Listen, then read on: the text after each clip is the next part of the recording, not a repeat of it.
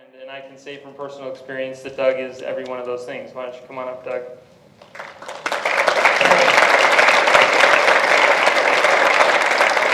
So we are going to have Doug up here for about 40 minutes, and he's going to be open to taking your questions, but I'm going to start off by asking him a few questions just to get the ball rolling. We do want everyone who asks a question to please go to the microphone because this session is being recorded. And so we would like that to happen. If the question doesn't come from the microphone, then we would ask you to please move on over to the microphone. So our first question for Doug is, how and when did you end up getting Lyme disease? I think I got it around 1987. It's really hard to tell when you actually get it, as you know. It just sneaks up slowly. The rest of my family seemed to get it a little before I did. We thought we contracted it in San Juan Islands. And how sick were you? Were you just a little bit sick, or were you full-on debilitated?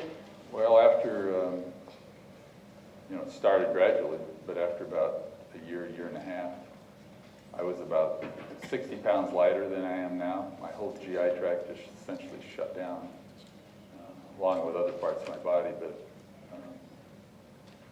I was really sick. Like I told you once, I remember sitting in the living room looking out the window and just wishing I could walk out to the end of the driveway to get the newspaper, which was 50 feet. I had to crawl around a lot of times. Didn't sleep. I was sick. I wouldn't be here today, probably. Wow, that's a big deal for a guy as skinny to you to be 60 pounds lighter at one point. I can't see that happening. Before you invented your machine and found that avenue, what other Lyme disease treatments had you tried? Started on doxycycline. Did that for 3 or 4 months. Not much help. This was early on, so the doctors in the area didn't even know what Lyme disease was, actually. I had to badger a doctor just to get the doxycycline. Then I went on to amoxicillin. I went on to 6 grams a day. Amoxicillin, that went on for about a year with some propionic, I think they call it. Not a lot of help. Then about 1989, I went on to 2 grams of Rocephin IV. I think I was the first person in the Northwest to go on Rocephin for Lyme disease, actually. The doctors hadn't really heard of that.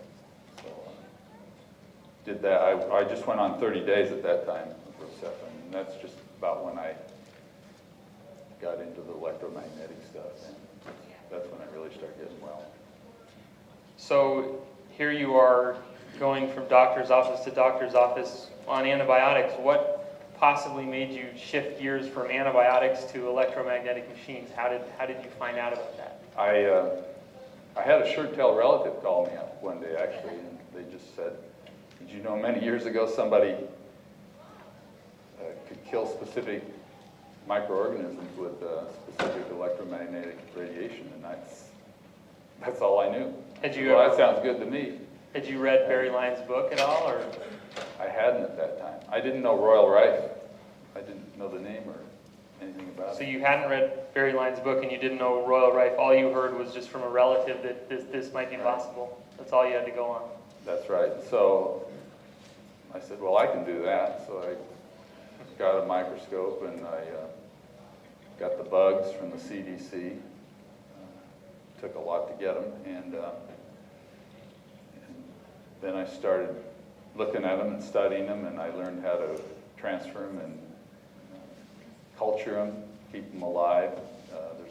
Back then, they didn't know a lot about the augers for raising the bugs. The bugs were actually new to them too, so the CDC had some augers that I managed to get. They're very expensive.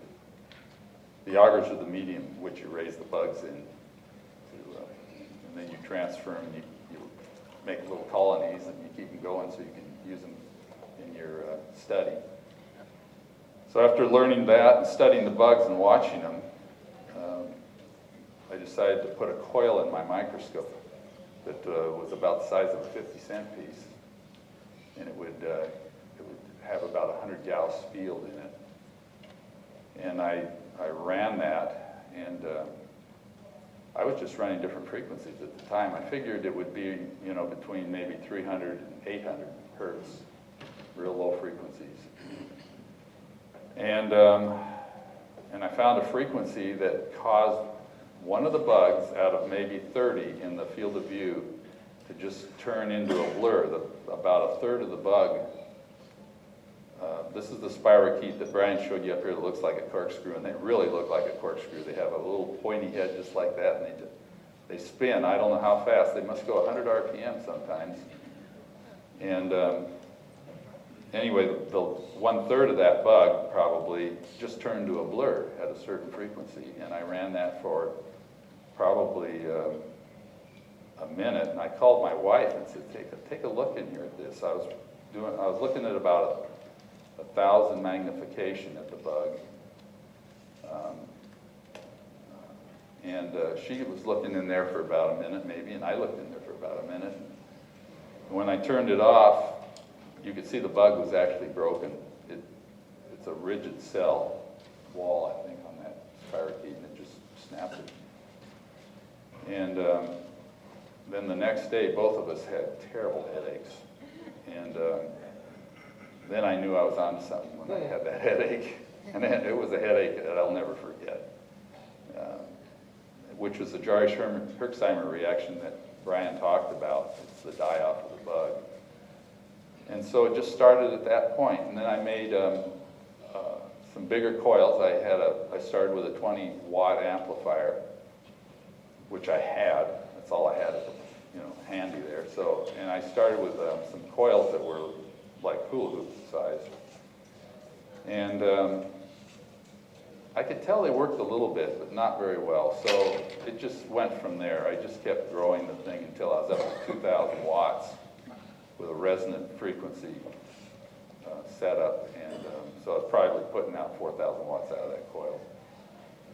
And that took probably over a year, and that was really effective. So I went from there, from that little teeny amplifier up to 2,000 watts.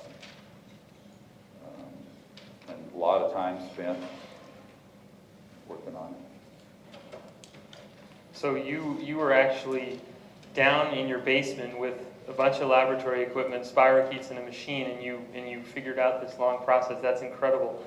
Can you tell me a little bit about just the healing process? I know you've mentioned before that the bugs seem to be more active in certain seasons of the year. What was that like going through that, and how did you know that spring and fall would be flare-up times? What was that experience like? Well, I noticed the machine seemed to work better at certain times of the year. That took several years to figure that out. That didn't come right off the bat. After maybe 5 seasons or so, see that it worked better. For me, it wasn't, now people can probably get well in a couple of years. You're 2 years into it, right? Yeah, a little over. A little over. So when I did it, I didn't have it all figured out yet, so it went on for probably 5 years or more to get through it. So, but I did figure out the seasons. It seemed like it, and I think you agree with me now that there are some seasonal things to it. Absolutely. And I don't know what it is. So do you have any more Lyme disease symptoms today? Not really. I don't have symptoms of anything. I mean, I don't do flu shots. I don't do anything anymore, and I haven't been sick in 10 years, basically. I don't know what it is. Not that I use the machine all the time. It's just, you looked at my blood once, Dr. Blood. You remember that? You still remember? That was, what, 10 years ago or so? And you said looked really good. Better than normal. I don't know if that's a machine or what it is. So there's probably some people in the audience now who have some questions for Doug. One of the things that I think it would be neat to accomplish, if any of you have the desire, is